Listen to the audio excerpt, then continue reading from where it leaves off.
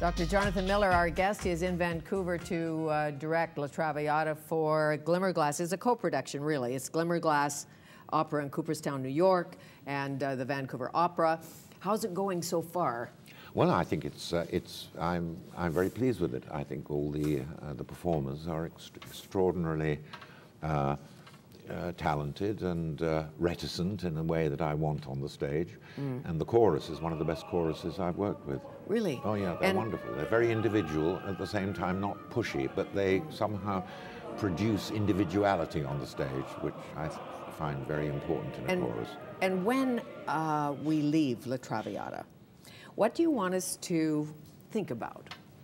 All going well. I'm not certain I ever have a particular idea about what I want people to think about.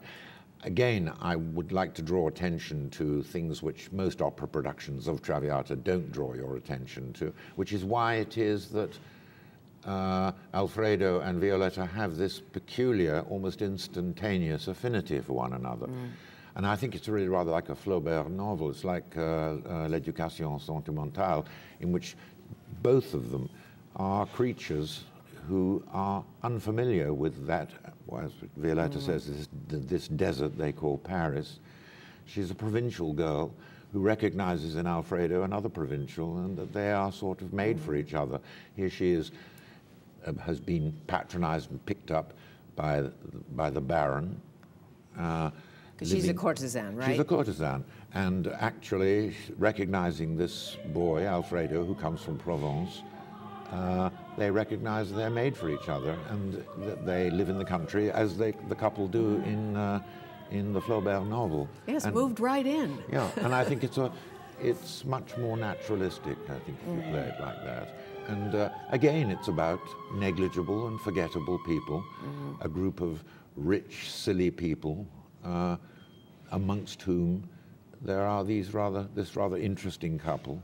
Interesting because they are so unlike the company they keep in the early part of the opera. And yet she is willing to give him up. Well, it's because she gets... Under duress. Yeah, she gets bullied into giving it up. But I think something interesting begins to occur also with Germain, the father of Alfredo. He comes in a high dudgeon, thinking that he's addressing a sort of whorish courtesan, and suddenly confronts this extraordinarily chaste and reticent young woman.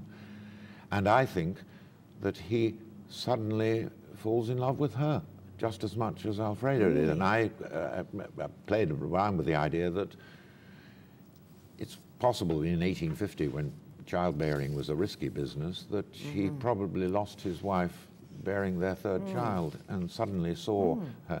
I have him, while he's talking to her, playing idly with the wedding ring on his finger and looking at it, and suddenly realizing this girl is so like the girl I married and lost.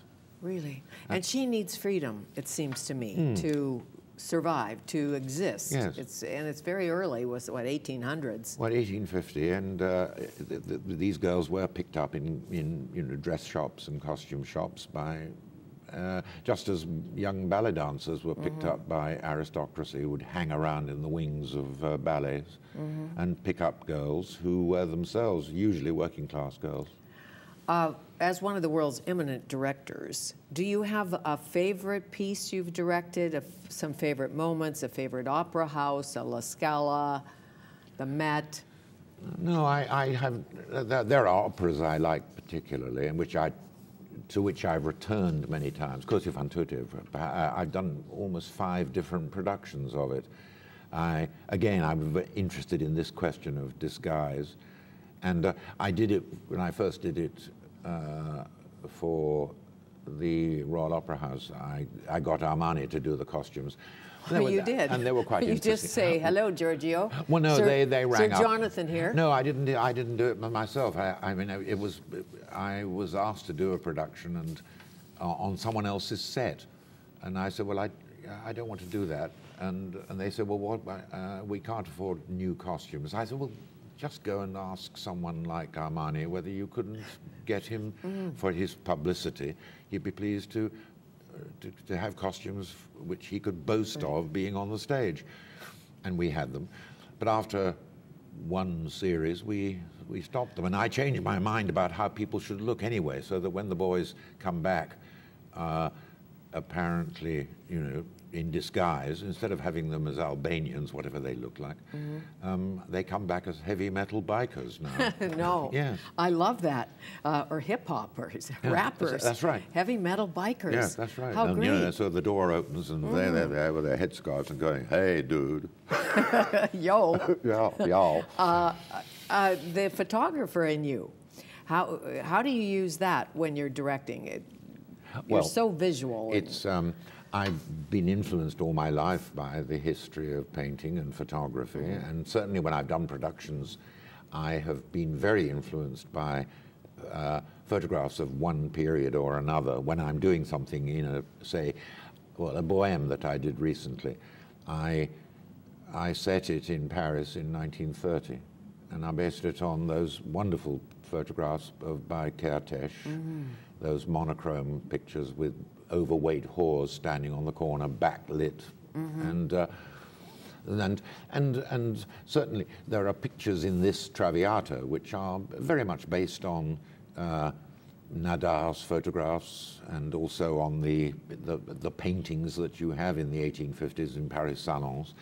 The visual is a very important part of my production. Yes, very much so. Sir Laurence Olivier, I think, said to you once about Merchant of Venice, "Dear boy, this is a very difficult play." Yes. Did he? Yeah, when he said, dear boy, he said, we must be very careful with this most awkward of all plays. He said, we must at all costs avoid offending the Hebrews. God, I love them so. God, he does.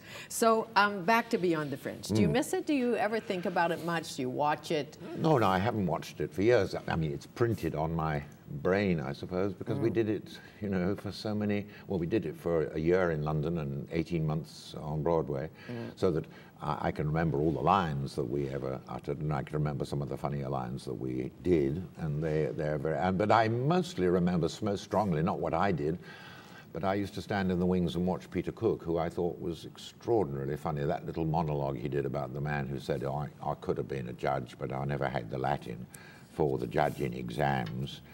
He said, they're very unrigorous, the judging exams. He said, they only ask you one question, who are you? And I got 75% on that. But you see, I just watched him inventing this. I'm sure. And I mean, I can remember, you know, some of the lines we did, but it's a long time ago. I mean, it was an important part of my life, partly because, of course, it disrupted my determination to be a neurologist. A doctor. How did it change British comedy? I'm not certain. I think it probably, I don't think it changed it, but I think we ourselves were the expression of something which was changing in British theatre. In the early 1960s, all sorts of standards and compunctions that people had about decency, obscenity, respectability and so forth were changing. John Osborne's plays were changing what was happening. Things were happening in which people were much less respectful of the ruling class, for example, as a result of the Suez adventures and things like that. Right. And I think probably that although we made a contribution towards something which was perhaps followed up and consummated in many ways by Monty Python and so forth, I think all of us were the expressions of something which was going on in English culture between about, I think really about 1955 and 1960 or early 60s. Life underwent a change that teenagers began to dress characteristically in their own clothes of their own choice rather than wearing either juvenile clothes or adult clothes. They could choose things of their own.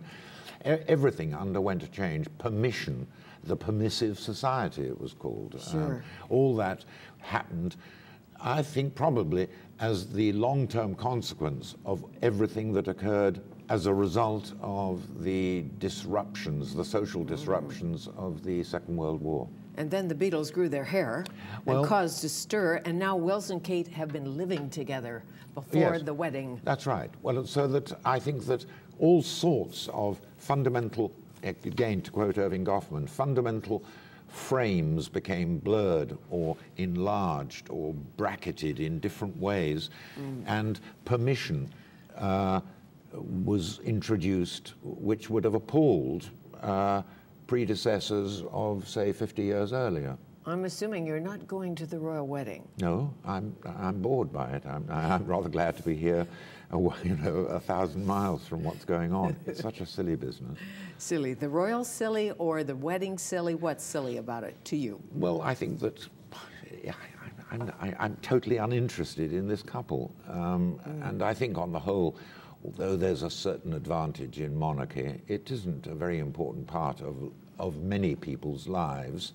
And I don't think that British democracy is held together by Her Majesty and her descendants. Have you told her that?